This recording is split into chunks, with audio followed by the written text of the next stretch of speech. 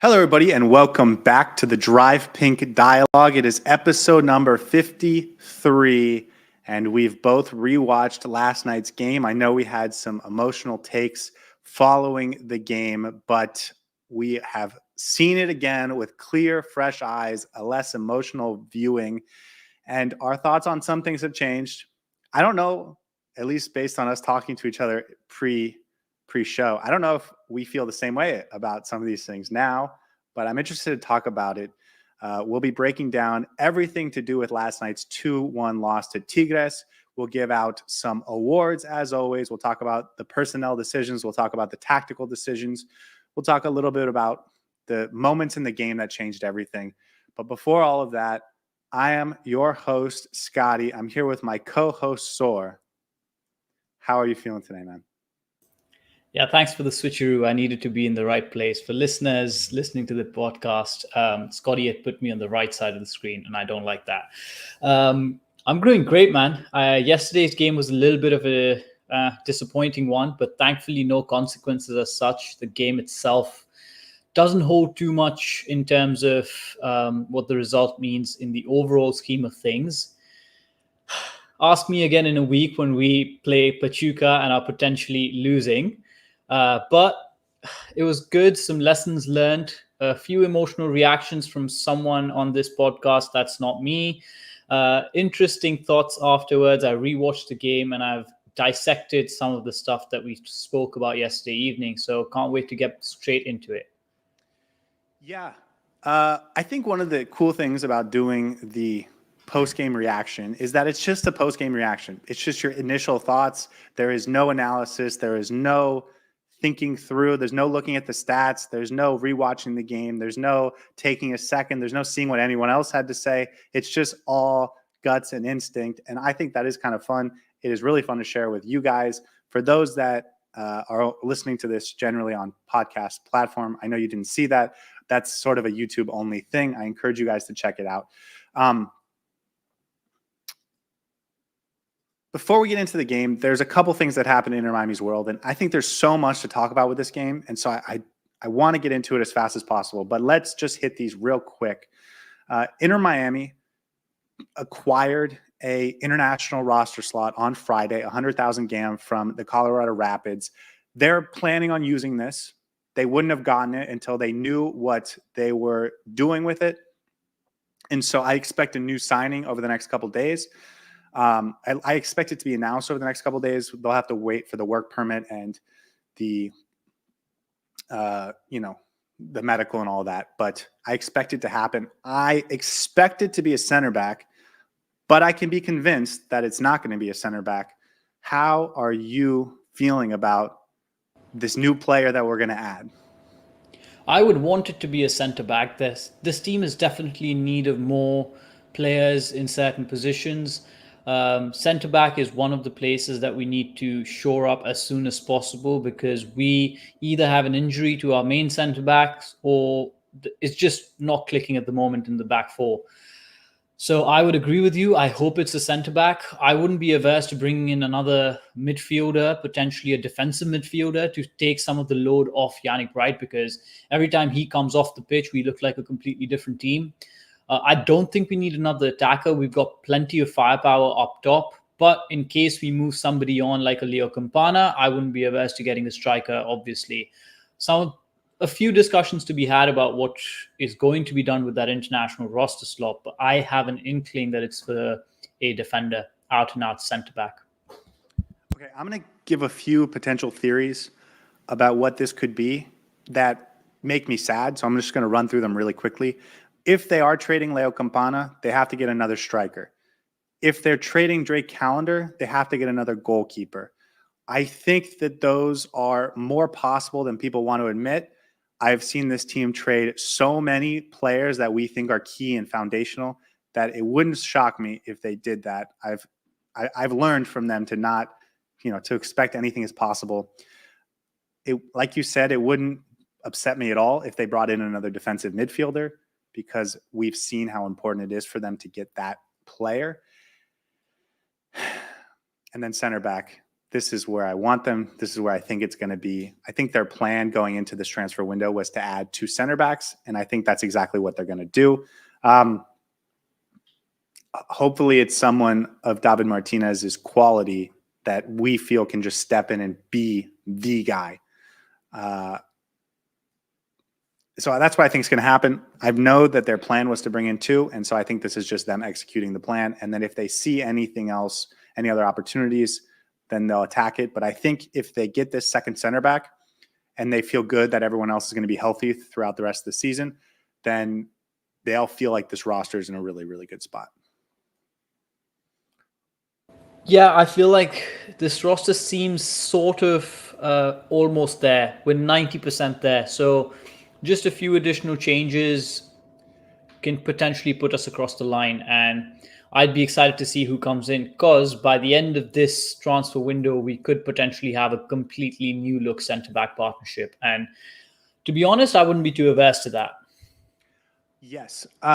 The other really cool thing, and again, I'm really amped right now because I want to talk about this game. I just finished rewatching it for a second time, and I have so many thoughts. I think losing tells you so much more than winning, because you can, at least for me, you can nitpick everything that went wrong in order to decide or figure out what needs to be better. And especially against an opponent of the quality of Tigres, you got to see what didn't work at that level. Things that you can get away with when you're playing the Chicago Fire or Toronto that you can't get away with when you're trying to win the Leagues Cup against these really good Mexican clubs, or when you're trying to win the MLS Cup. And more importantly, next year, which is going to be our second run at the CONCACAF Champions Cup, when we go up against a Monterrey or a Tigres or a Club America, right? Those types of games, that's when you need to challenge yourself and see where you're still missing a little bit. And I thought last night's game did tell us a lot about that. Yeah, give me another center back. I thought Martínez was really good. We'll talk about the players, but and then the other thing I want to talk about is the Olympians. Both Diego Gomez and Benjamin Cremaschi have been eliminated from the Olympics in the quarterfinals. Paraguay and Gomez lost to Egypt. The U.S. and Cremaschi lost to Algeria. No, Morocco. Thank you. And so they're coming back. I expect both of them to be available for our next game on Thursday. And Ash makes a great point. A really exciting big game that we might see in the near future if Inter Miami can find a way to qualify, probably by winning the MLS Cup this November, December, would be in the Club World Cup, where we'll get to play some of the best teams in the world if we can qualify, if we can make that happen. Anything about the Olympians, or are you ready to jump into this game? No, I think we spoke about it a little bit yesterday, but good to have them back. Good to have more options on the pitch, because I feel like we're going to need all our players up and running by the time we get through to the next stage, or the final stages of Leagues Cup, which I fully expect us to. So good to have both of them back. Sad for them losing for their national teams, but I'm just glad that Inter Miami as a roster is now complete again. And once Lionel Messi's back, it's going to be even better. Okay. Well, this is when we normally go into the game. Normally I'd bring up the lineup and we talk about sort of what we thought about the starting lineup. I think the biggest thing is that Rojas and Gressel were in swapped positions, and I want to spend a dedicated amount of time talking about that. Is there anything else from this lineup that you think needs to be talked about? If I can find you. There we go. No, I think the biggest point, as you mentioned, was Gressel going out into the center, and then Rojas going out, to the right side. And that was, for me, a little bit of a bewilderment, because I fully expected Gressel to continue playing on that right side, especially because he's thrived in that role. And understandably so. Now that I've rewatched the game, I can see why Tata Martino did it, just to get a different look from this team and see how a different midfield makeup could potentially work. Could also be another experiment to see how Gressel moves back into the midfield once Messi is back. So I understand why it was done, but I wasn't a big fan of it. Over the course of the game, I think it started to pay itself off, but that was the biggest talking point. And then Sergio Busquets sitting this game out was a little bit of a surprise. But given that there wasn't much in terms of consequences to this game, there wasn't that much risk involved if we lost, which we did. I can understand why Sergio Busquets was given some minutes off the field as well. Okay, I'm going to run through some of these big moments in the first half. It's been almost 24 hours since the game. Kind of give us a refresher. Stop me when you want to talk about something, okay?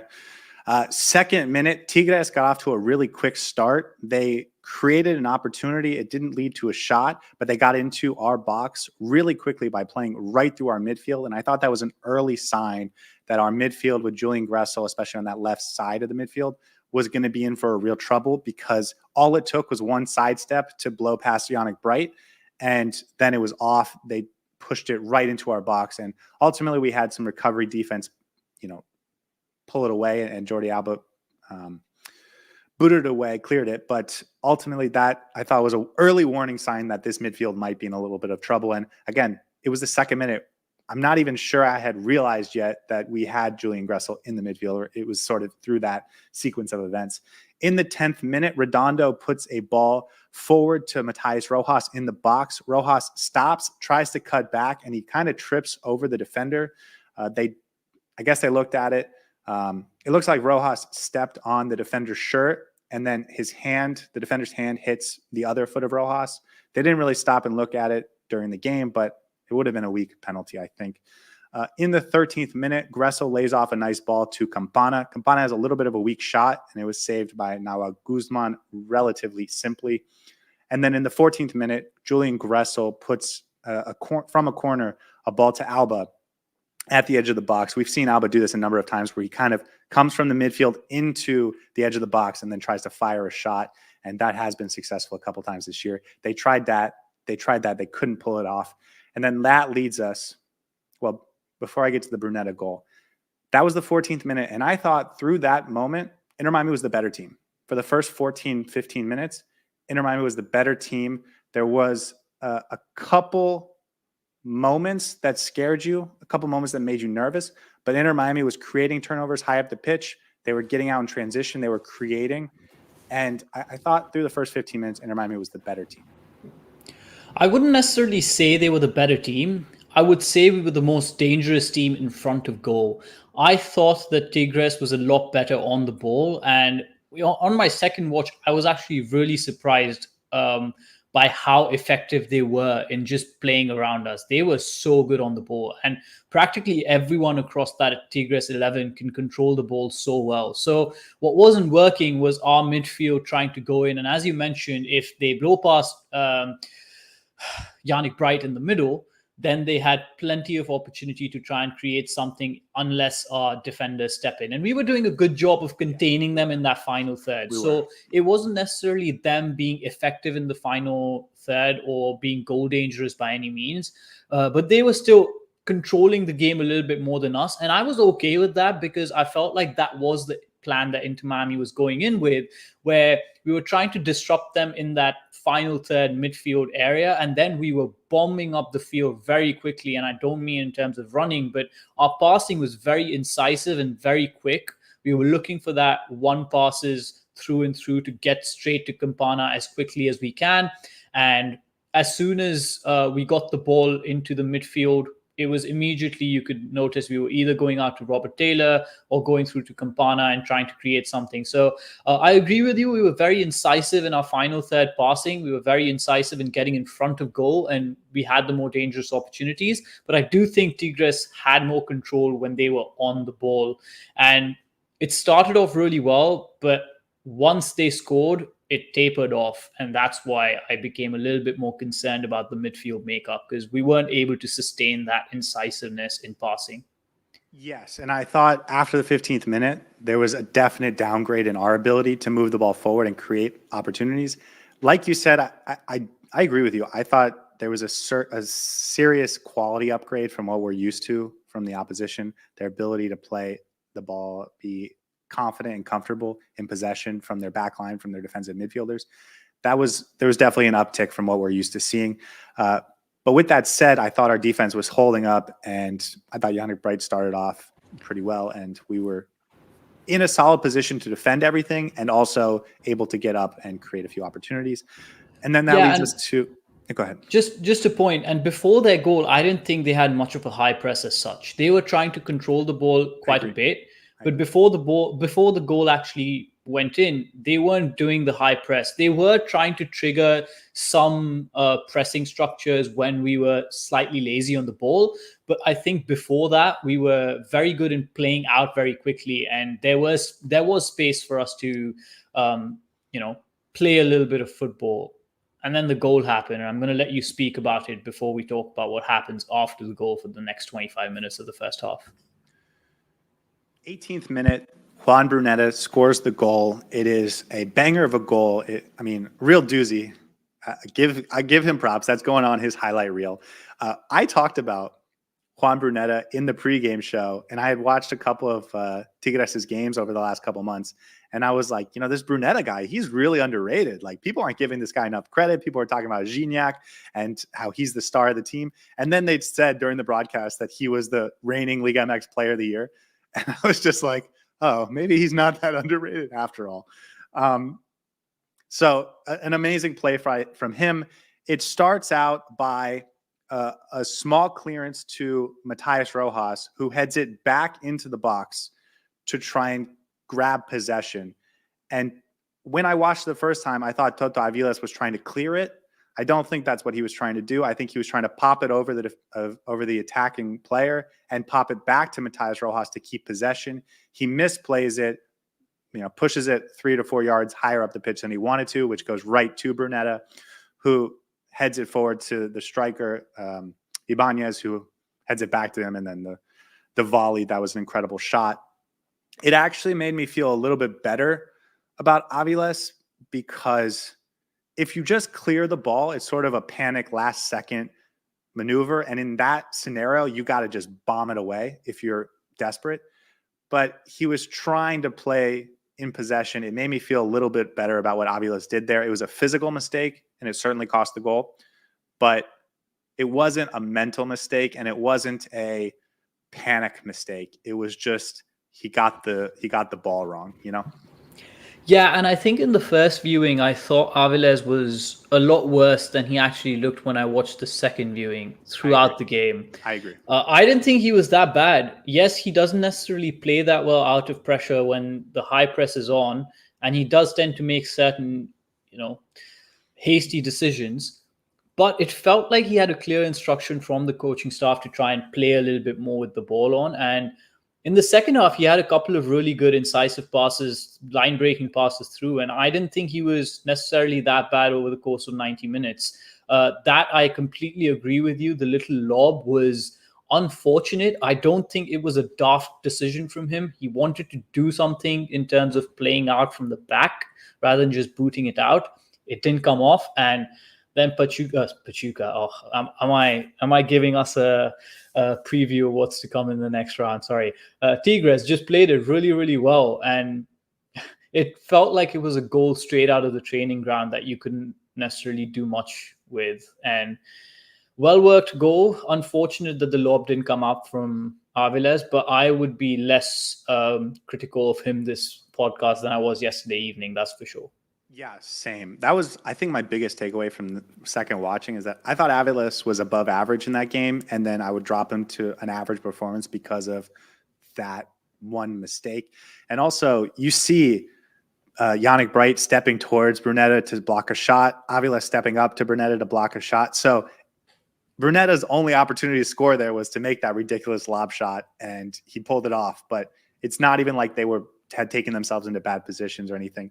Just an incredible play from Brunetta, and I want to give him credit for that. There's only one other moment in the first half I wanted to talk about, and that was Marcelo Flores gets a one-on-one versus Chelo and just takes a step to the right and gets a shot off. He doesn't get the shot right. It's sort of tame, and Drake Callender collects it relatively easily. But for much of the rest of the first half, it was Tigres' game. They started to press high. They started to create a lot of turnovers. I pinpointed the two players in Inter Miami that I think were most culpable for us really struggling to keep possession, really struggling to advance the ball. And I want to get your thoughts first. But for the next 20 minutes, 25 minutes, until maybe the 37th minute is when I sort of pinpointed the the last Tigres chance. It was really Tigres' game, I thought. Yeah, and I don't think that was Chelo. I think David Martinez got beat by No, Flores. it was Chelo. There was one moment where David Martinez got shimmied out as well and got beat by his man on the sideline. I don't know if we're referring to the same opportunity or not, but No, we're not. anyways, regardless of that, I think we lacked control in the midfield, and that's definitely a talking point that I had noted down. I would say that was up until Sergio Busquets came on the pitch. That's why we looked a lot better on the ball until he came on, for me at least. And I would primarily blame Redondo for that as part of the midfield controller. I think it was his responsibility to try and be a little bit calm, try and be a little bit composed, and make something happen in the midfield. I thought he was a lot hastier in trying to progress the ball forward very quickly, and he was playing much more deep than he should have, trying to be that creative outlet from the deep, trying to play that Busquets role. And again, I don't think he necessarily fits in that particular mold. Again, I don't want to be too critical of Redondo as well, but that's definitely something that's a flaw in his game. And I was listening to something that he mentioned before the game where he said that this is a new role for him that he's trying to adapt to. So there's definitely improvement in that regard of him becoming that Busquets kind of midfielder where he takes control of the ball and tries to set the tempo for the team. He just didn't do that. And on the opposite side of things, you have Carioca, who was doing it so well for Tigres. And you could just see the difference in quality between their midfield and our midfield. But go on, give me your thoughts about why you think the midfield control was lacking. No, I think Federico Redondo was the main culprit. I also thought Jordi Alba was really bad for that 20-minute period. And again, I know you said all the way until Busquets came onto the field, but I want to pinpoint this 20-minute period from when they scored in the 18th minute till about the 38th minute, where they were just controlling the game. I think you said it well, that the contrast between how well they controlled the midfield and controlled the possession in the midfield versus what we were doing was stark. And I thought there was a number of opportunities where Federico Redondo and Jordi Alba, Redondo more than Alba, but both of them really had opportunities to push the ball forward, and they just made a bad pass. They made oftentimes not even a dangerous pass, just a inaccurate pass. Sometimes a dangerous pass. They were careless on the ball. I thought the two of them were the most responsible for us not being able to control the midfield because they were really poor in possession. And honestly, you're right. You mentioned earlier, that's when they started to press us higher up the pitch. And so when I was rewatching the game, I was looking for these Avilés problems. I was looking for how David Martinez would interact with it. I was looking for Drake Callender, who did have one mistake where he hit it a little too hard to David Martinez, and Martinez couldn't control it. But I thought in general they were fine. It was Redondo and it was Jordi Alba, mostly Redondo, who, again, he needs to be, or he was billed to be that dictator of the midfield. And he's just not been that. And I like Redondo as a player. I think some of the things that he does is really good, but the role that he's being pigeonholed into right now for this team is not it for him. And I think it doesn't help his case when he's been out for a long stretch of time, gets an injury, and then has to, I don't know if he was out for the international break for too long, but it seems like he needs a little bit more time evolving into the role that we want him to play. And as long as we have Sergio Busquets in that team, I don't see him assuming that responsibility. I understand why we use this particular game as that opportunity to maybe see how he plays in that number 6 deep lying role. But it just didn't work out. And especially against an opposition that's so good on the ball, you could definitely see a gulf in quality. And then it doesn't help to have Gresso as your midfield partner, because I don't think he thrives in that midfield role. He wasn't bad by any means, but just doesn't complement Redondo as such. He's good at winning the ball in certain places. Let me stop you. We're going to have all these conversations. Let's blow through the second half so that we can get to these conversations, because I think there's a lot to dive into and I want to get to them. And so let's just get to the second half and we will come back to all of this, because I think they are the main takeaways from this game and I want to dive deep into them. again, stop me if you want to talk about any of these things. 52nd minute, there was a cross into Quiñones, who puts it high. Drake Callender takes a step towards him and I think tries to throw him off his shot, and he gets it wrong. 58th minute, Rojas makes a run to the byline, gets around his defender. It was actually a really nice play up until the last ball, which I think he tried to cross really hard to Campana, who was right sort of at the like 4 yards ish outside of goal. He puts it too high and ultimately can't, at least to nothing. I think Jordi Alba and Julian Gressel were both open at the edge of the box for an easier shot. 64th minute, there was that crazy ball from Gressel through the midfield to Campana that if the keeper wasn't aware, it would have been an excellent play. But Guzman was on his high horse and got absolute out there. Dagger. Yeah, that was a really fun pass to look at or watch. And then in the 72nd minute, we get Rojas puts the ball wide to Chelo Weigandt, who puts the ball in, and Campana is grabbed by the defender, and it's a penalty. Before we get to the penalty, I thought that was a Dogso penalty. I thought he should have gotten a red card. Guido Pizarro. I didn't necessarily think about the red card as such, and maybe, yeah, I would agree with you, but that was definitely a penalty for sure. Definitely a penalty. If you look at the rules of what we expect for a Dogso penalty, it is a player tackling someone when there's no one else that can make a play on the ball, when he's the last man and he intentionally tackles the player in order to prevent him from getting a one-on-one opportunity with the keeper. This is, to me, textbook definition of Dogso. I know that you don't really see that called in the 18-yard box. Like, it's generally when you hit a direct ball over the top or through the lines or whatever. But to me, I thought that should have been a Dogso. And the fact that the fact that Pizarro was like arguing it, I thought was crazy because it was an obvious, easy penalty. And I think if the VAR thought about Dogso, he could have had a long look at it.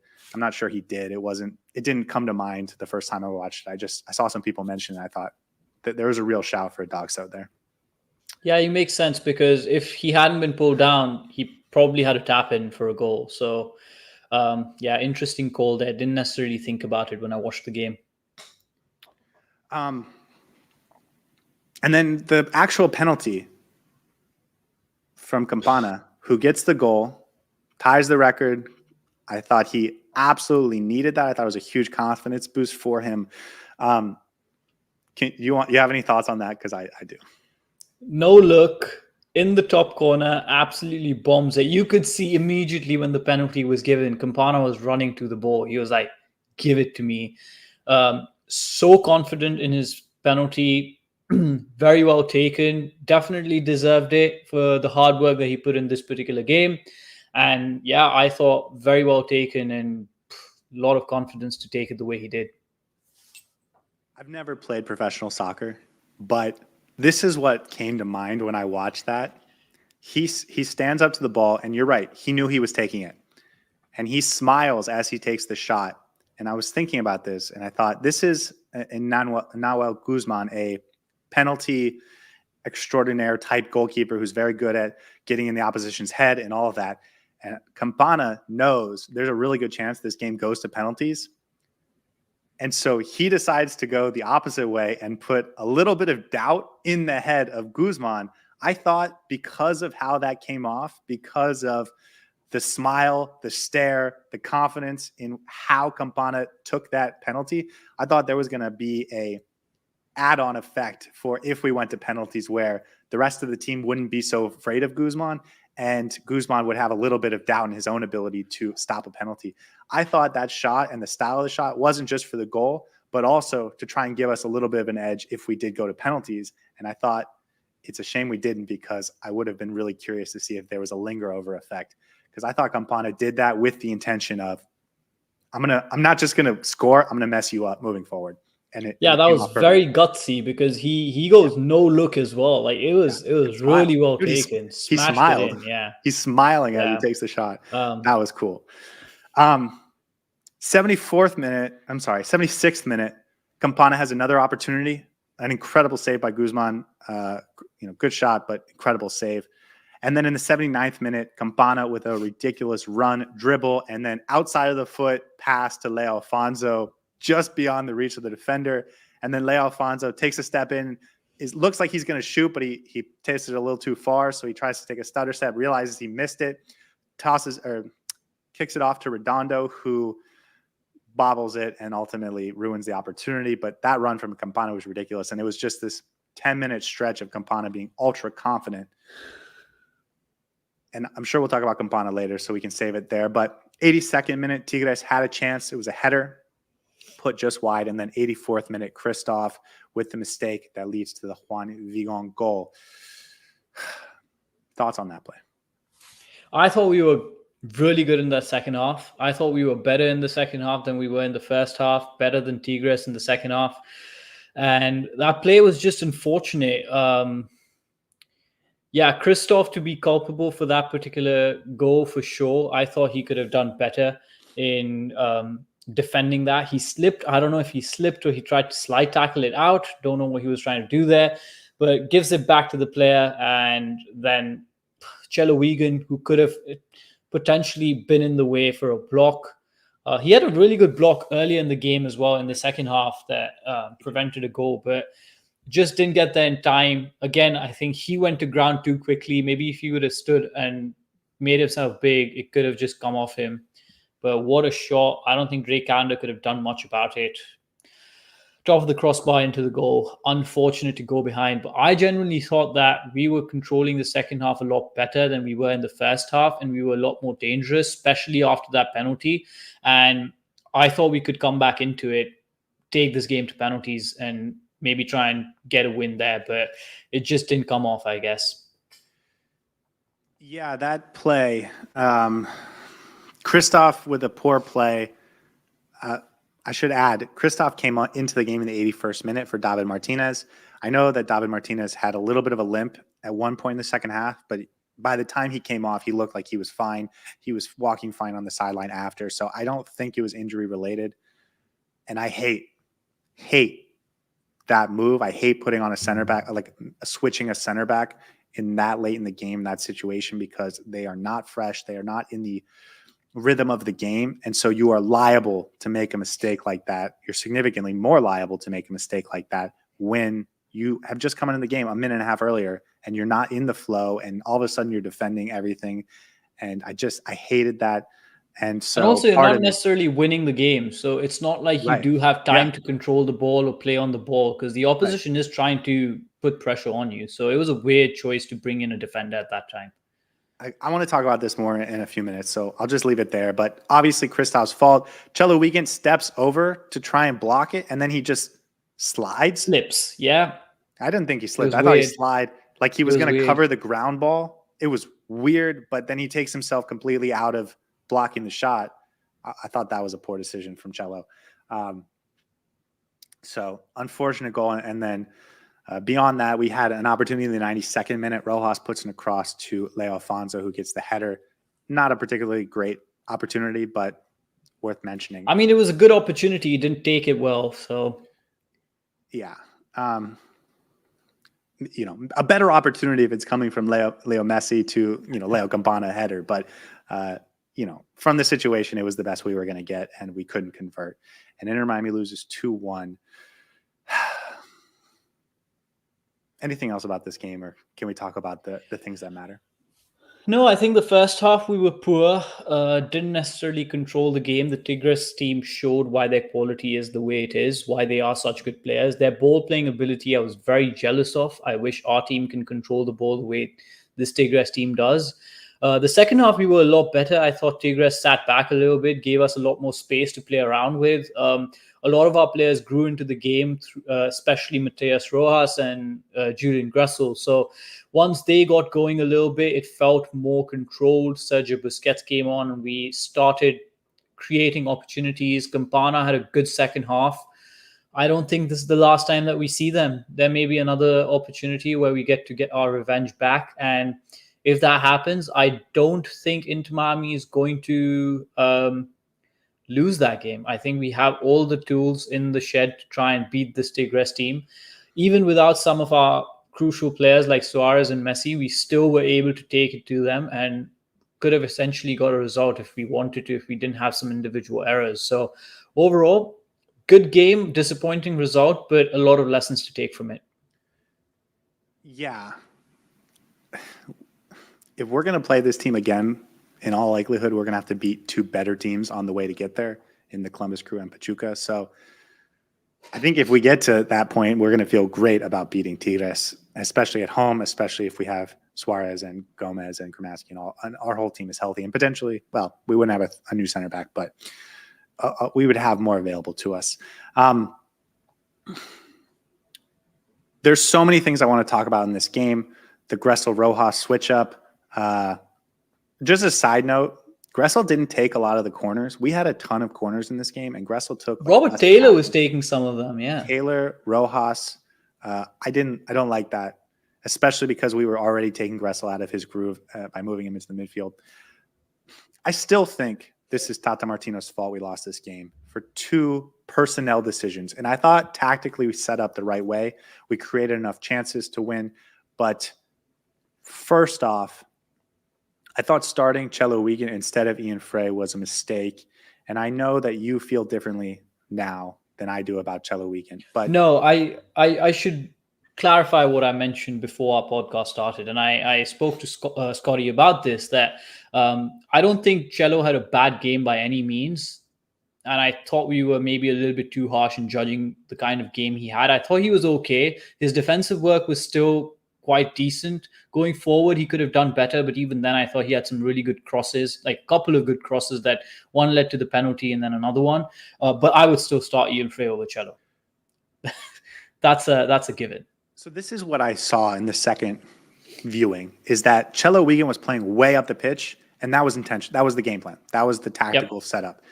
And so if it was just Chelo seeing there was some room and I'm going to go for it and I'm going to try and take advantage of it and I'm trying to create, and then he couldn't pull it off, I would have thought, okay, I understand because you have Chelo is for defensive solidity, right? But if the game plan is to have that right back high up the field, trying to impact the game offensively, trying to create goals, trying to create opportunities, then it has to be Ian Frey. The two aren't even close in terms of their ability in the opponent's half. And so once you realize that the game plan was to have Chelo be an impactful player up the field, or at least have the right back be an impactful player up the field, it has to be Ian Frey. And no, so 100% agree with that. I thought that personnel decision really hurt us because there was a ton of room and opportunity for Chelo Weigandt up the field, and that's just not who he is as a player. So from a personnel decision. Not just in terms of playing the right back up the field, Ian Frey offers something really, really unique on the ball as well. Yeah. We've seen him be very silky and technical in controlling the ball, especially when there's a high press on.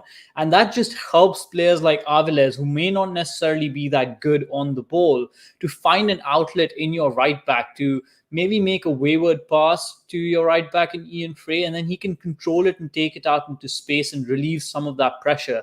He's not afraid to play in close spaces. I don't think Chelo Weigandt is as good as playing in those close spaces and playing on the ball the way Ian Frey is. And especially when you're playing against teams that press you high, Ian Frey is 100% the better option to go with.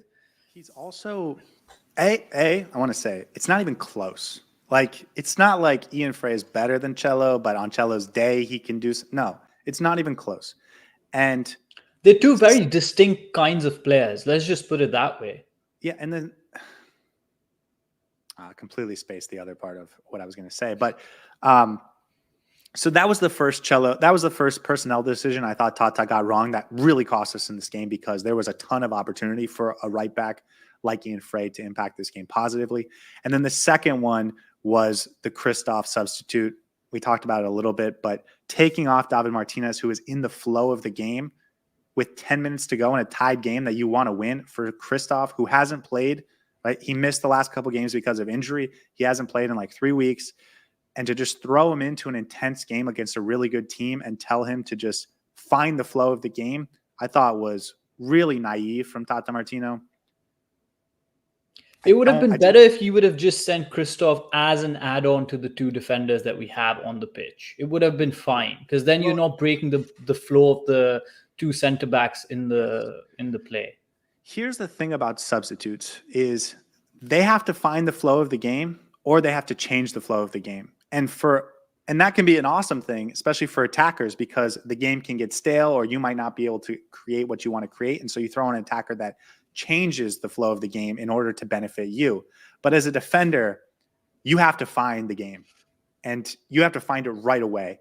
And you can't make any mistakes. And so that's why you see so few like-for-like subs at center back in the modern game, because you can't make a mistake while you're finding the game, especially in the last 10 minutes, because your team doesn't have a chance to make up for a mistake that you might make. In the midfield, in the attack, it's much different because you're not going to cost your team a goal in all likelihood, and you can be the person that changes the game, or you can find the game, whatever. Like it's not as important, or it's not as impactful, but I thought that was a really naive substitute. I saw some calls for Noah Allen or Ian Frey. Sure. I mean, it's just sort of a coin flip to me. I thought the difference, and the thing I want to talk about, my next point, is the difference between David Martínez and Suri Kristoff at this level of competition was huge. And, Kristoff, he makes the mistake that causes the second goal. He had two other mistakes in his 15 minutes on the pitch that were poor, and David Martínez wasn't doing. And so when we are competing against the best teams in the MLS, I'm now worried.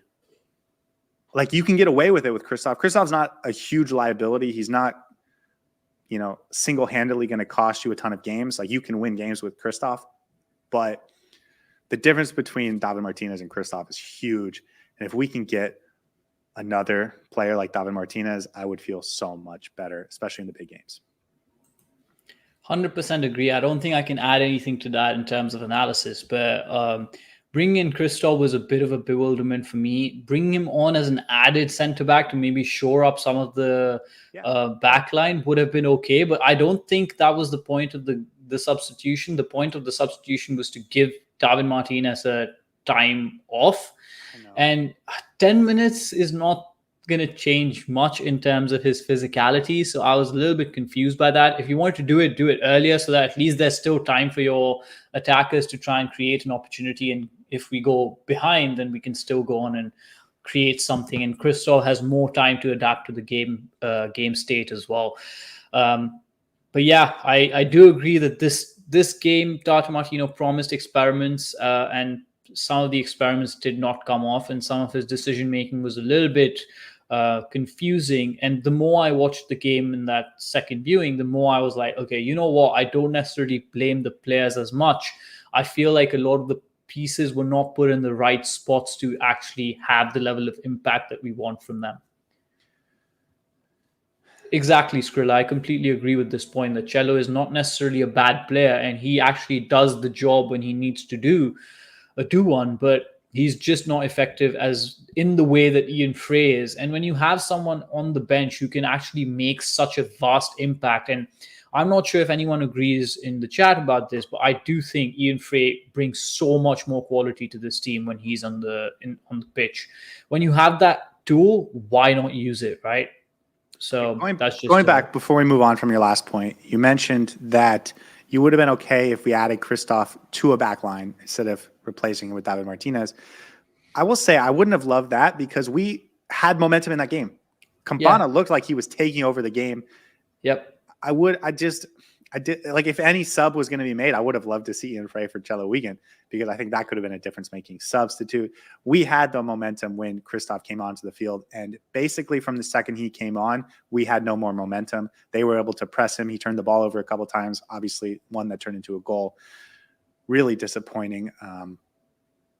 Really disappointing. Okay, the big change from the start of the game, and you mentioned it earlier, was Gressel going from the right wing into the midfield and Matías Rojas going from the midfield to the right wing. Let's start with Matías Rojas.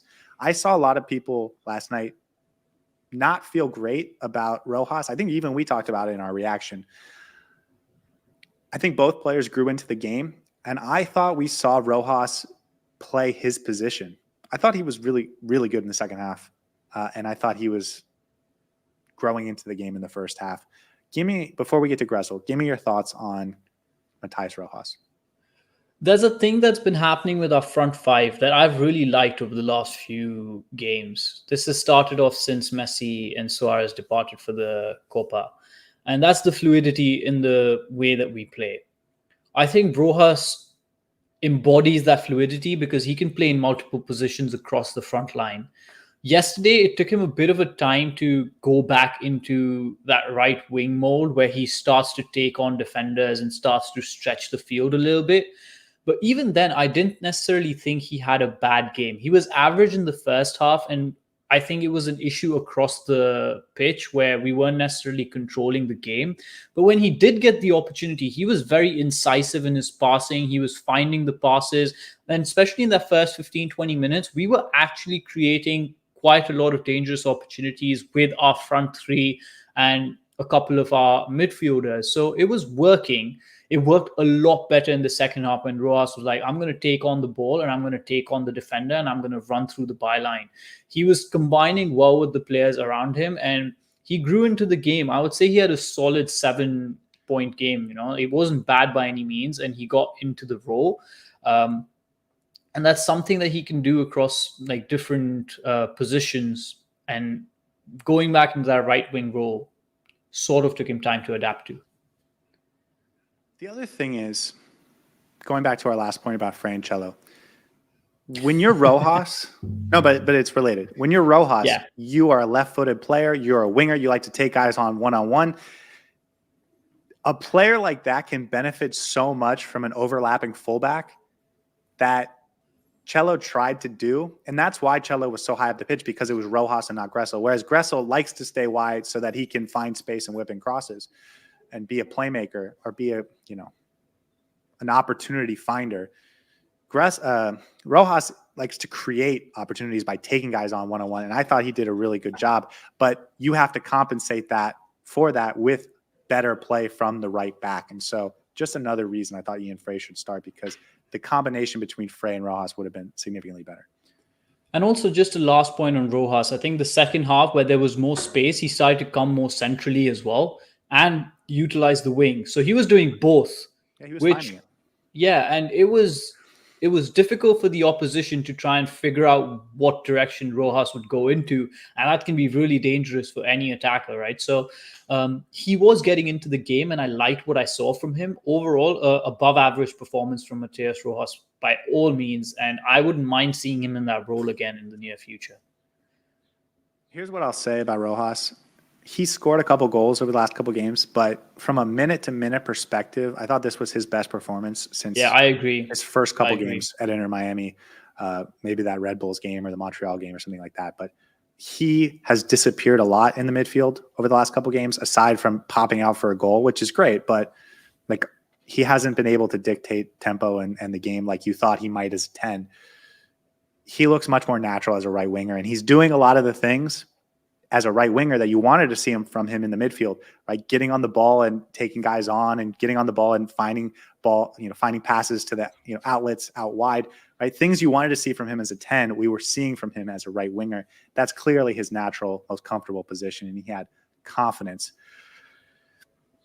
I can understand why Tata made the decision to try this, because he clearly is going to want to put Gressel back in the midfield at some point, because he has to make room for Messi. And he probably wanted to give Rojas an opportunity to play his natural position to see if he could really find the game.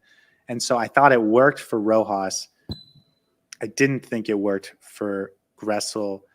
He didn't play poorly, but he's not a good midfielder. So by his standards, he was fine. He had some nice passes.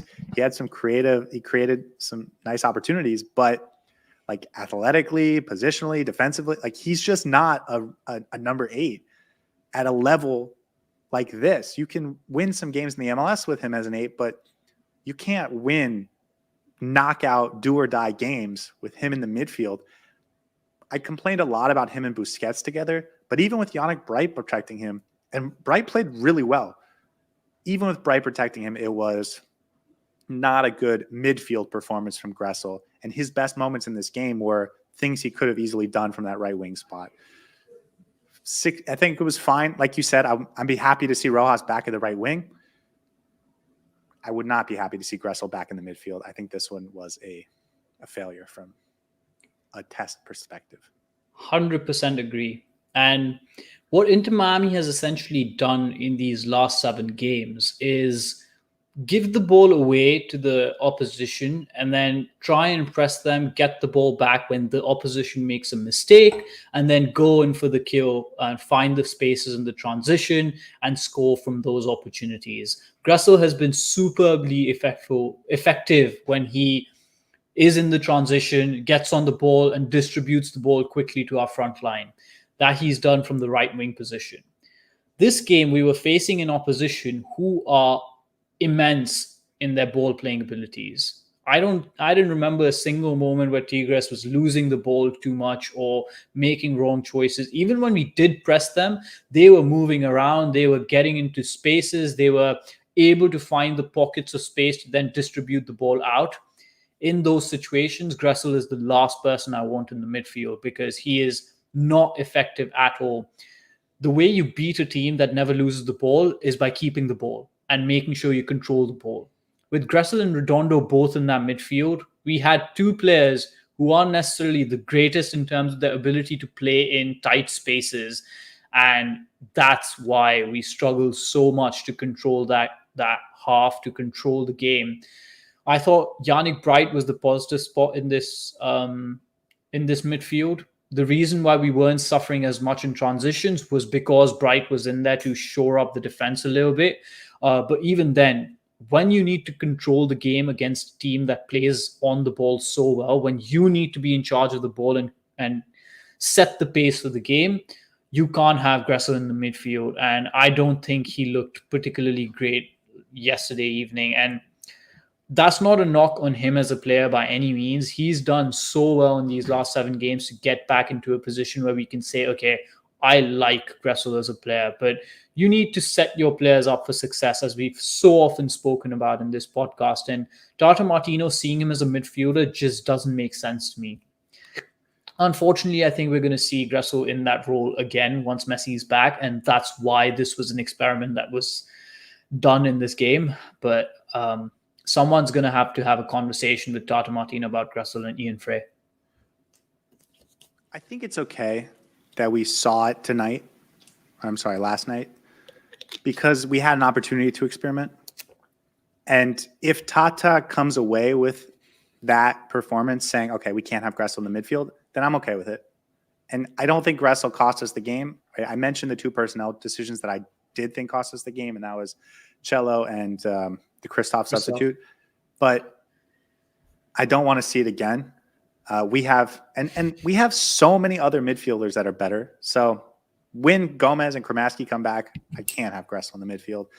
100%. Would David Ruiz have been a better choice? I don't know. So once you decide to put Rojas up top, like, maybe you are lacking options. But I think this is just a scared of Tata doing this moving forward that's guiding this conversation. So as long as he realizes that Gressel can't play in the midfield against great competition, then I'm okay with it. And then the last thing I want to talk about before we get into awards is what this game means for this team in general.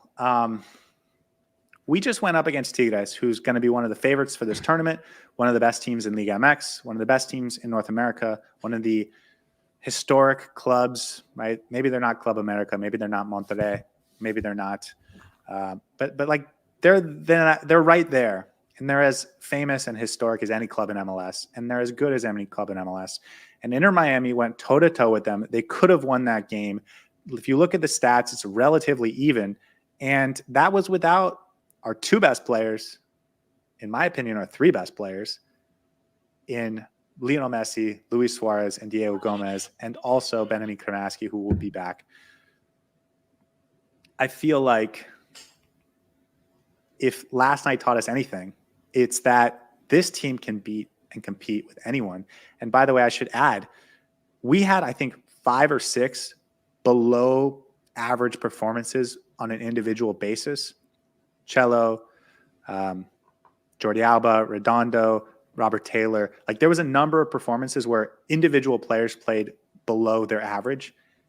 And despite that, despite being without Messi and Suarez and Gomez and Kramaski, we still went toe-to-toe on a neutral site, probably more road than home, and played them relatively evenly. I thought evenly, honestly. This roster is deep. It is deep, and the depth is immense. The only question is how well Tata Martino uses the pieces and whether he's able to fit the right pieces in at the right time against the opposition that we're facing. That's the only question. I stopped judging the players too much on their ability to perform, especially when Tata Martino asks certain things from them that they're not able to do particularly well. So for me, I think the question is not about how good this roster is. We saw it last night. We had the chances to try and kill this game off. Some of the tactics were perfectly fine. We were trying to do the right things. It just felt like we made certain decisions about the personnel that didn't allow us to execute our game plan to the most effective manner. And those are the kind of differences that can cost us a game or two. Yesterday, it didn't really matter as such, but going forward, we now have to basically, we'll be playing knockout game and it's do or die. So we need to make sure that across the board, all our decision making is bang on point. And I hope Tata Martino can figure it out. But as far as it goes in terms of the depth of this team, we've seen it before, and we saw it in the stretch of 7 games where we won practically all of them. This team can go toe-to-toe with anybody without its superstars. Yeah, and so for so long over the last 3 months, basically since the Monterrey loss, we've talked about how we have to get this team ready for the big games. And the big games are the MLS Cup playoffs, and the big games are the Leagues Cup knockout rounds. And we're there, and the team looks good, and yet somehow we're not quite complete. And give me Suarez, give me Gomez, I think we win last night. Give me Ian Frey starting at right back, I think we win last night. If Lionel Messi does come back at some point during this tournament, and it sounds like everything's positively working towards him coming back sooner rather than later, like he's making progress with his ankle, this team could be great. But the problem is we've been saying that for 3 months, and now it's time that they have to be great, right? We could be playing Pachuca in 4 days, and they're going to have to be great to win that game. So can they be ready when the time is like it's here now, right? You have to be ready now. I want to have that conversation after we give out awards because I want to talk about who we think should start in the next game. But let's get to awards. Anything else about this game before we move on? No, it's time to get to awards now. Let's get to the fun part of this talk. Okay. On this show, we give out 6 awards, a Inter Miami Man of the Match, a Heron that flew north, and 2 individual awards each. Last time I started, so that means tonight it is your opportunity to give out the Man of the Match, and I am curious to see what direction you're going to go in, and I'm hoping it doesn't ruin any of my awards coming up. So I have been thinking about this, and I've been caught between 2 players. And it's between 2 very different players. So for me, I think I'm going to go with Leo Campana as my man of the match. I thought he had a really good game. He looked sharp. He was doing a lot of really good things, especially coming back, holding the ball, linking up. In the first 15 minutes, I thought he took the right positions, was coming back to gather the ball at the right point when he allowed some of our forward players to then link up with him and run in behind him to try and create the opportunities. He definitely needed that goal with the penalty that he scored. Did a fantastic job after that. And I also had an award for him just in case I changed my mind and called an audible and gave it to the other player that I had in mind. But I wanted to recognize his work in terms of how well he played yesterday. And then after that penalty, he took control of the game and he really took it to the opposition. And I felt like he brought in the energy that sort of uplifted the rest of the team to be able to go on and do something about it. So for me, definitely Campana was the man of the match yesterday. And yes, my second option was Yannick Bright, which I felt like he should have deserved that award potentially ahead of Campana, but this is my award. This is my man of the match, and I'm going to give it to who I feel should be recognized. And knowing Scotty, he already has an award for Yannick Bright, so we should be good to go after that. It is absolutely your right and responsibility to give this award to who you think deserves this award. B, I don't have an award for Yannick Bright because I thought he was going to get the man of the match. He would have been my man of the match. That's okay. Yeah. We can talk about him. We could definitely talk about Yannick Bright. I'm happy to do that. I have an award for Yannick Bright, so we're fine. Okay. I watched the game back, really paying attention to Campana because I listened to some other podcast last night or like this morning from last night talking about how Campana was good after the penalty, but not good before that. And so I was really watching Campana on the second watch. I thought he was okay, whatever, in the first half. I thought the entire second half he was incredible. He was, I thought, solely the reason Matías Rojas looked better on the wing. I thought his hold-up play was really good. I thought his combination a couple times with Rojas was really impressive. I thought he was actually the engine that got us going in the first half. And it was like in the second half. In the first half, they were sort of afraid to go to Campana. And then at halftime, the game plan was get it to Campana and we'll get going. And I thought once we started doing that for the first 40 minutes up until the second goal, up until the Kristoff substitute, he was the reason we were better in the second half. And then ultimately he creates and draws the penalty. Probably should have been a red card, I think. Slams it home with a smile on his face. He could have had 3 goals, by the way. Yeah, he could have. And then he went like Jordi Alba's sicko mode for like 10 minutes there. It was awesome to see. The award I had for him was drank the Jordi Alba juice award. Yeah, he really did. And he was, by the way, on the play that Tigres scored the second goal.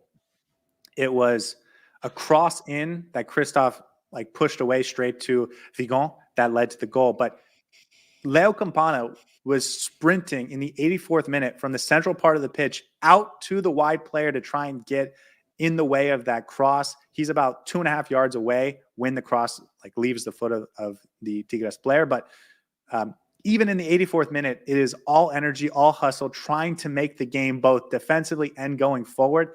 Campana, especially in the second half, was amazing. I think I would have given it to Yannick Bright for the full 90 minutes performance, but so good in that second half.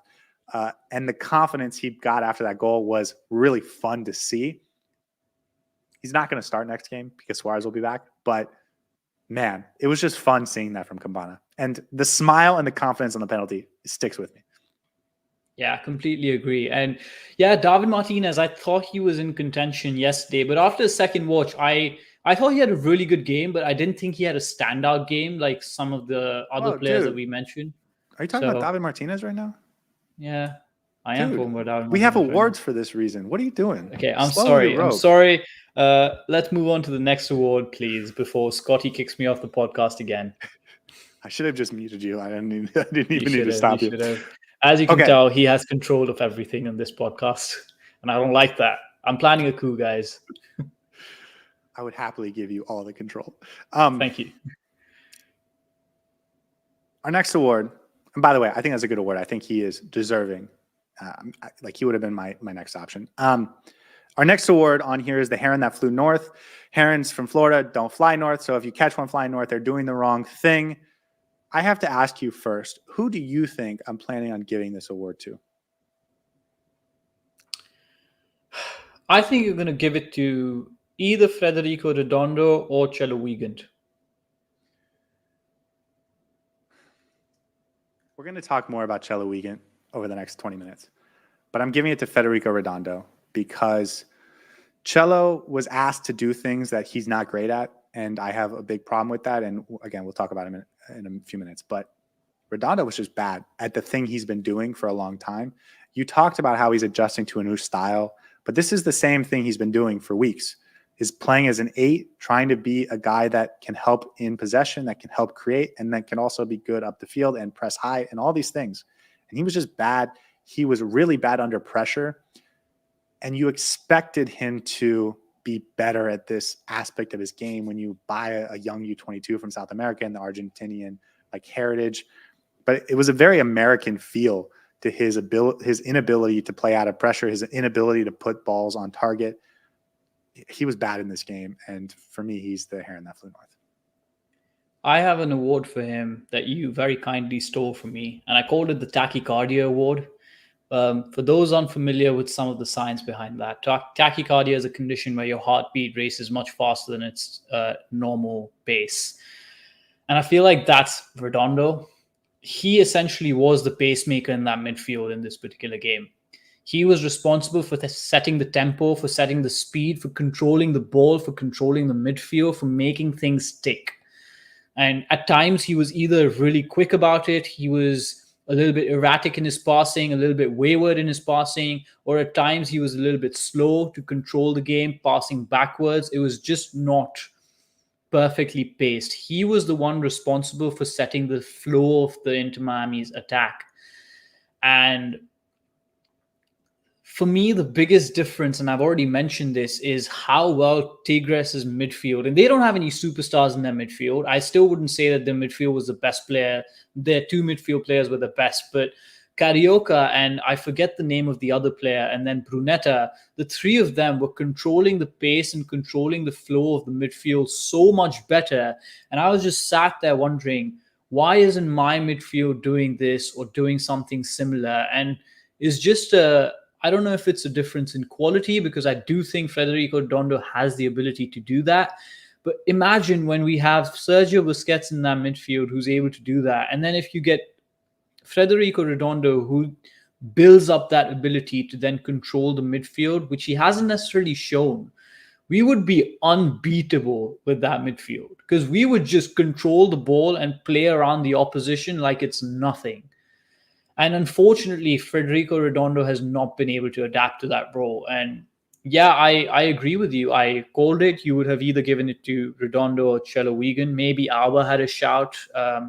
Christoph didn't play enough, so I don't want to necessarily pinpoint him being responsible for that goal, which he technically was, but still.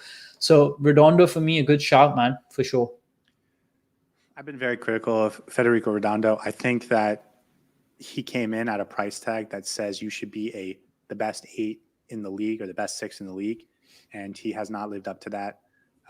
Very promising talent. I was thinking back to this preseason when we were trying to buy Christian Medina from Boca Juniors, and they wanted 14 million, and we could only give them 11, something like that. Disagreement. They wanted a lot of money, and then we pivoted to Redondo, and we got him for 8.5 from Argentinos Juniors.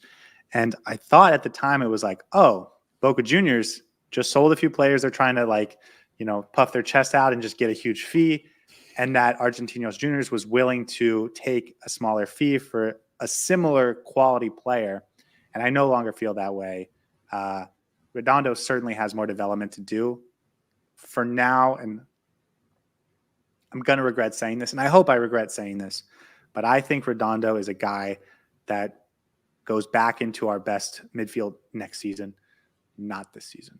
And I hope he makes me regret saying that, but I just haven't seen enough from him to feel like he belongs even in the top 4 or 5 of our midfield when everyone's available. So, and I promise you guys, we would be the first ones to acknowledge how good of a player Redondo is once he starts contributing the way we think he should be able to contribute to this team. And we'd be really high on him if we saw what we want to see from him. We changed our minds about Julian Gressel, and we'd be happy to do that for Redondo as well. But I completely agree with Scotty here. I don't think Redondo is part of my best Inter Miami midfield, at least for this season. Okay, let's go to your first award. What you got? So I think I may have already given this award before. So apologies if someone remembers, but I'm going to give the Boys to Men award to a certain player, and it's Scotty's turn to guess who that player is. I have a really good award, and if you just took it, I'm going to be very sad. What is it? The Boys to Men award? Yeah, I like the band. I don't know any of their songs, so I don't either, so that's fine. it's Yannick Bright. Yannick Bright. That's a good shout. Could have been Yannick Bright. Makes sense. Because he's a boy. Right? We thought he was a boy, but it turns out he's like the manliest man ever, right? Yeah, basically. But no, this award actually goes to David Martínez because, and I'm looking at Scotty's reaction. Take it back. Okay, fine. Give it I to take someone back else. this award.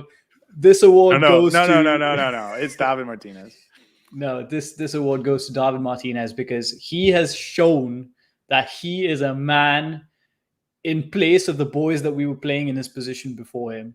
I feel like he came into this team, played 2 games, and has already shown me more than any of our centre backs, barring Sergio Busquets, who's not technically a centre back. We've been through 4 different iterations of a centre back partnership, right? We've been through Avilés Christoph, Avilés Sailor, Avilés Freire, and now we're at Martínez Avilés. I thought the centre-back partnership was good yesterday. David Martínez really brings in a sense of calm, composure, and stability in that midfield that was definitely needed. And if he can continue playing this way, he would be the most understated signing of the season because I don't think he's going to be phenomenal in the way he plays or he's not going to stand out every single game. Yesterday, he had a really good performance. Don't think he was extraordinary by any means, but that in itself is exactly what I need from my centre back. Go into the starting 11, do a role on the pitch, and just come out with an understatedly solid performance. That's all I need. And I think David Martínez is going to be that player who's going to have a consistently good performance every single time he's on that pitch. We saw him defensively in this game in a way we didn't really get a chance to see in the first game, but I agree with everything you just said. And I agree with the kind of concept of this award, the Boys to Men award. The difference in quality between David Martínez it's just like a safety blanket. He felt so comfortable, so good. He's going to be good in possession. He's going to distribute well, but he's also going to be in the right spots. He's just like, you know what? I'm going to take it. I'm responsible for this. I'm going to do it. No questions asked. It's not like you're wondering, oh shit, he's going to get the ball. Excuse my language, but it's just so good and silky and smooth. And it just doesn't give me any anxiety. And I love that. Here's what it is. The MLS, because of the roster rules, oftentimes has a higher quality, higher standard of quality for your attacking players because you spend your money on your goal scorers, you spend your money on your wingers, you spend your money on attacking midfielders, and you look across the league and even at Inter Miami, right? Luis Suarez, Leo Campana is a DP. Lionel Messi is obviously the star of our team. And it's like that for so many teams around the league. And then they sacrifice quality defensively because they want to spend so much of their resources in attack and in goal scoring. David Martínez, for the first time this year, I felt like we had a center back of the same quality of everyone else on the field. For so much of the season, we've made excuses for Christoph and Avilés because Avilés is young and developing, and Christoph is a veteran and probably playing a style that he shouldn't be playing. And, Frede was similar. And it was just like, for the first time, I felt that the standard of talent at center back was the same across the board, like with the other positions. And it wasn't a liability or a deficiency that we had a game plan around or that we had to just understand was going to be a little bit worse. He is of the same quality and standard as the rest of the players on the pitch. And that makes me really happy. And I was really excited about this player because of how badly Tata and Chris Henderson wanted him. But they were right, dude. If he stays healthy, we got a gem here. And if we get a second player like this with this new international roster slot, I mean, here's what I'll say. Back in the offseason, I was like, this is the most complete team in the history of MLS on paper. And they just keep making it better somehow. It is crazy. It is awesome. It is so fun. And I have more thoughts on this subject, but I'm going to wait for my next award. Anything else on David Martínez, who, again, was phenomenal? Your turn. Let's go.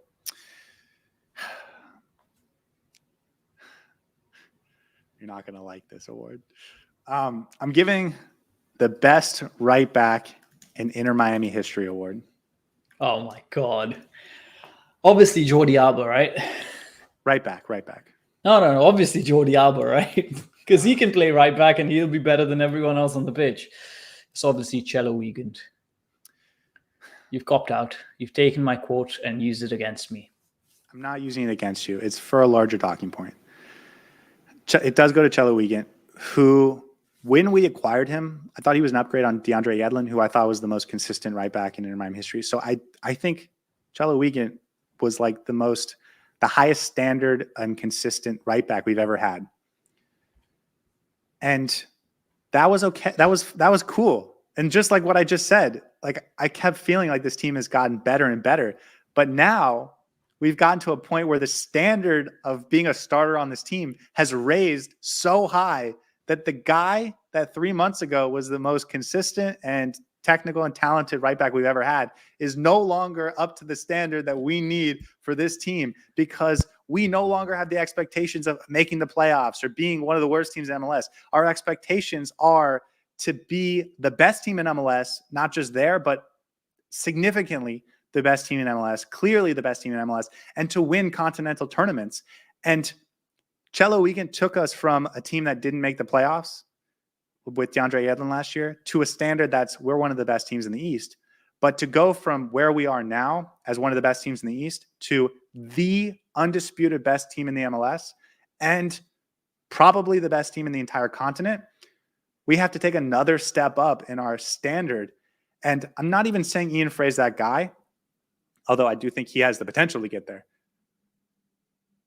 But Chelo Weigandt's not that guy. And unlike you, I didn't think it was much better on the second watch. He led the team in turnovers. Part of that is because he was asked to play way higher the pitch where he's not a quality player like we're talking about. I just mentioned David Martínez had played to the standard I expect from everyone, and Chelo Weigandt didn't. I really considered giving him the heron that flew north. I didn't think he had a good game. Yes, he had a moment or two defensively. Yes, he had a moment or two crossing, but from a minute-to-minute perspective, I thought he was really turnover prone and killed a lot of promising opportunities for us, wasn't good in the press, and having Ian Frey on the bench and available makes it so much more frustrating. But all of a sudden, the best right back in Inter Miami history is no longer the standard that we need for this team. And that's crazy, man. I don't think I can put it more eloquently than you. There's definitely room for this Inter Miami team to continue to build on what it has, even though we may think that it's potentially complete. And Weigandt has sort of proved that. The signing of Weigandt has proved that. He's average. He's really good in defense. He can do a job for this team. So what I'm going to do now is I'm going to amend my quote so that you can never use that against me. Chelo Weigandt is the best backup right back in the league that has ever seen in the history of the MLS. That being said, in all seriousness, I agree with you. I think having seen Ian Frey in that position, I do think there's a lot more to do for Chelo Weigandt in terms of proving that he's the first choice starter. I don't know if that's going to be the case. I don't know if Tata Martino is actually going to bench him in favor of Ian Frey, but that should be the move for this Inter Miami to take the next step, because we just look so much more. There's just so much more quality when Ian Frey plays as right back, and I'm not sure if Chelo Weigandt's ever going to get to that level, and that's perfectly fine. He's an average, above average player for Inter Miami who's going to do a job when needed of him, and if he can play a few games from time to time against some of the lesser oppositions, I'd be 100% for that. But against the best teams that love to control the ball and that can take the game to Inter Miami, Ian Frey has to start. Toto Avilés, forget I just said that. Franco Negri is a good MLS left back. He can start for a lot of teams in this league and provide consistent value and quality. That's what Chelo Weigandt is to me. He's Franco Negri.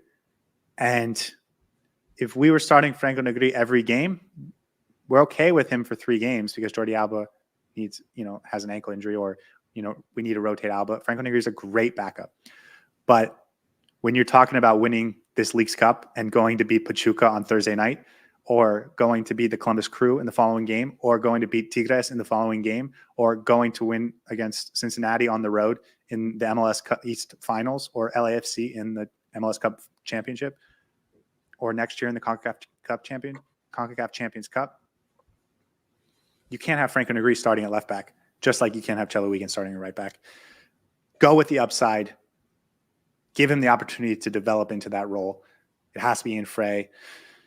I don't even need to say anything more negative about Chelo Weigandt because he's a fine player, but I had to say that. No, I completely agree. Okay. What is your second award? This award is the Astronaut Award. It goes to Yannick Bright. Well, you spoiled it for me, so I'm just going to give it to Julian Gressel. No, I'm kidding. It does go to Yannick Bright, and there's a very simple explanation for this. Very effective. Yannick Bright is out of this world, and so the Astronaut Award goes to Yannick Bright. All right, what's your next award? Yeah, no, fine. I had a better award again for. I was going to give the. You know, it doesn't matter. I've got some really good awards previously that you've stolen from me. So now you don't get you don't get to complain about it. That is absolutely fair. Yannick Bright was great. Again, he's our best midfielder. There's nothing more I can say about Yannick Bright. I've said it all 10 times. He's so good. I'm just afraid that Tata is going to take him out of the midfield for like Julian Gressel. No, I don't think that's going to be the case anymore. I agree. It's just like the fear of mine in the back of my head. But yeah, when Yannick Bright left the game in the 69th minute, the midfield fell apart. It fell apart. It became a lot more open. The game was just flowing. Yeah, and that was because Yannick Bright left the game. Okay. My last award is the closer. And this was the worst of all my awards, but it seems like they've all been taken. So I'm giving the closer. Any guesses? The closer. Jordi Alba, of course. What makes you say that? Jordi Alba is the closer who closes out the game, takes the game by the scruff of its neck from the 70th minute onwards, and changes the vibe of the entire lineup. And this time around, he wasn't able to close the game for us, and he wasn't able to play the way he normally does, and that's why Inter Miami was not able to score another goal and take this to penalties. So the closer award, I would refer to the failed closer award. It goes to Jordi Alba. I mean, that was basically everything right. Exactly. He was bad, I thought, in this game. He didn't impact the game positively, and he turned the ball over a lot. He was a negative player in this game. And I was thinking, okay, you know what? In the last 20 minutes, right, he would have if he was on the field with Campana after that Campana goal and that confidence, they would have certainly scored a goal. But he was taken out of the game, and he wasn't able to close out strong. So he gets 70 minutes and a poor performance. But basically, you nailed it. Yeah. See, I can now read Scotty's mind. I've known him for this long. No, I completely agree with you. With your senior players, especially with Suarez, Jordi Alba, Sergio Busquets, you want to see that quality of them hustling the team around them and being like, okay, you know what? We're going to take you across the line. And sometimes that can happen beautifully in a lot of games, where Jordi Alba has shown over the last couple of games. And this time around, it didn't work out.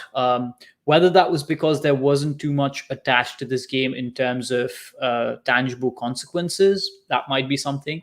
But yeah, he had a poor game in terms of giving the ball away. It didn't necessarily affect the game going forward as much. I don't think he was involved in the attack that much this time around either. And yeah, overall, not a very effective performance from him from left back. And we can criticize him from time to time, but I think when it comes to making an impact against Pachuca or whoever we play in the next round, it's undoubted that Jordi Alba is going to step back up.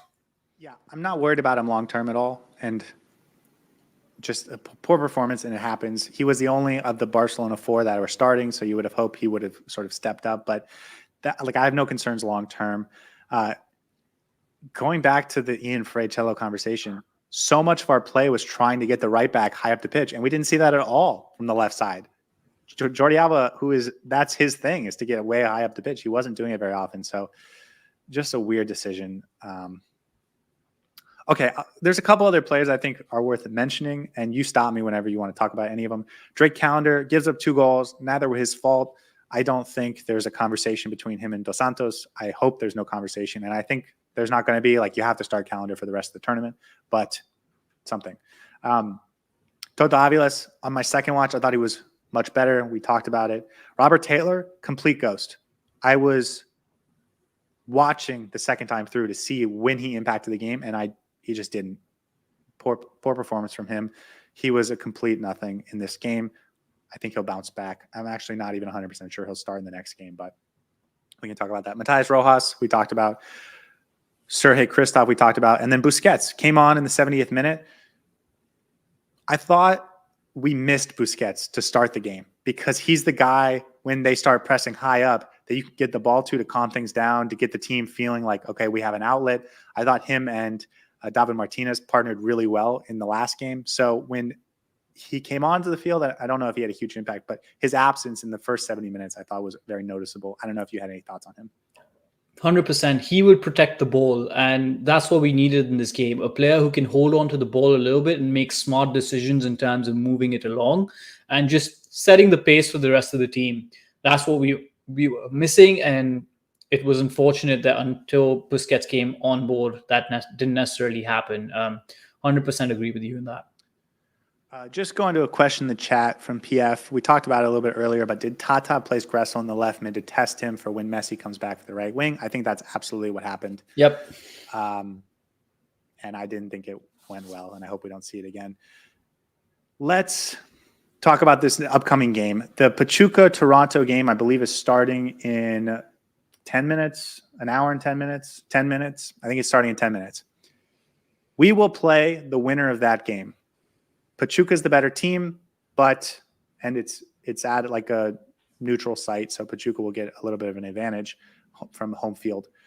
They're very likely to win that game, and if they do, that's who will play on Thursday night at Chase Stadium in Fort Lauderdale. Assuming it's Pachuca, because it gets a lot easier if it's Toronto. Who should we start? Let's rapid fire through this because I know we're getting up to close to 90 minutes here. Goalkeeper, Drake Callender, no questions. Okay. Left back, Jordi Alba, no questions. Yep. Okay. Striker, Luis Suarez, no questions. Yep. Okay. Everything else is sort of up in the air. Let's start with center backs. Who do you want to see as the center backs for that game? Based on yesterday's performance, David Martínez and Sergio Busquets. I agree 100%. You're going to see Pachuca press us. You're going to see them test us. We have to be good on the ball, especially out of the back, because that's how we're going to want to play. I think you want to go with Busquets on the back line. He should be fresh after getting a rest. And then we've seen David Martínez be good. That's who I want to see. Avilés, I didn't think had a poor performance, especially on the rewatch, but just the quality that Busquets brings, I think is important. So I agree with you. Right back, Ian Frey. Ian Frey. Yep. Is it even a discussion in your mind? Okay. No, not anymore. Midfield, Yannick Bright, easy, right? Okay. Yep. Assuming we get Diego Gomez back and assuming we get Benjamin Kramaski back, who's your midfield? The two other than Yannick Bright. Diego Gomez and Benjamin Kramaski. Same. Yeah.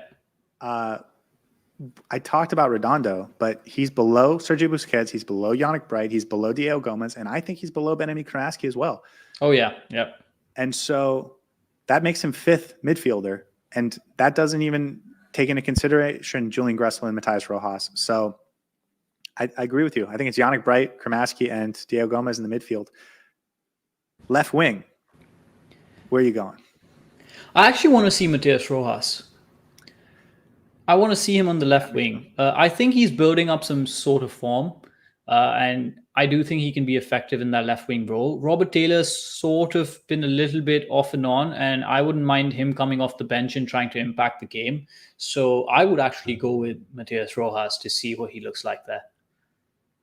Especially because with Suarez back, you can get some combination there. We haven't seen, and it surprises me that we haven't seen Rojas play at that left wing spot very much, but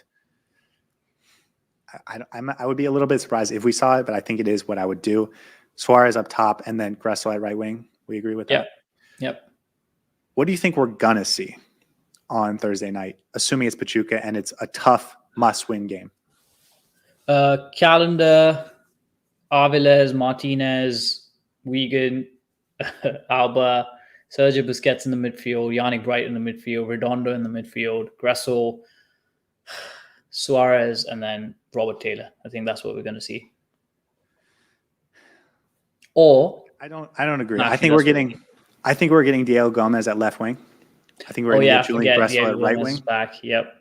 I think we're going to get. I don't think Gomez is going to the midfield, even though that's where I would put him. I think we're going to get him at left wing, Suarez up top, Gressel on the right wing. I think we're going to get Redondo back in the midfield with Bright and potentially Matías Rojas.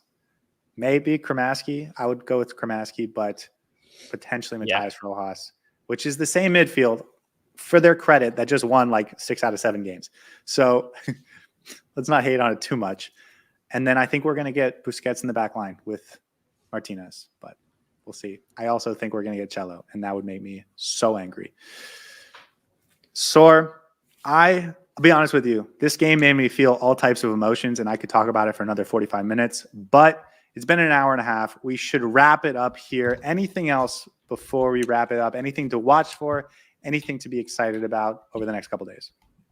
No, some good lessons learned, and let's see how we build out from this. And we're going to potentially get another new signing in the next few days, so look out for that. And we'll see. Watch out for the Pachuca versus Toronto game and see who we're playing in the next round, because that's going to really change the way I perceive the next upcoming days.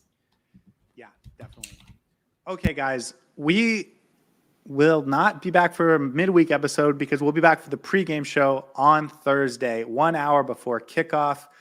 It's been a pleasure being with you guys again. I appreciate you guys being in the comment section because you guys make it so much more fun for us, and I think make it a better experience for hopefully everyone. We'll see you guys then. Have a wonderful night. I agree. I think there's going to be a new signing, but by the time we get back on, and I'm excited for that. And let's go Herons, man. It's time. Last thing. It's go time. It's go time. These are the big games from now on, and you got to win them. And so if this team is really a championship team, if this is a team that has trophy winning potential, it's go time now. So let's see it. Guys, we'll be back on Thursday. Have a wonderful night.